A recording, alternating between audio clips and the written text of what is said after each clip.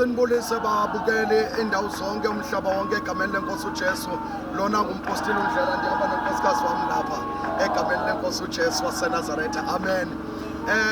Ndifuna into ukuthi kuwe wena uyibonayo le video mhlambi kulonyaka ka2024 khange izinto zihambe kakuhle, khange kulunge, ezinye uphele unyaka xa uqala ingathi kuyalunga, kodwa ndifuna ukuthi nanku unyaka mtsha u2025 uJehova makakuncede usomandla egameni lenkosi Yesu. Qhubeka uphushe, uthandaze, ube nokholo.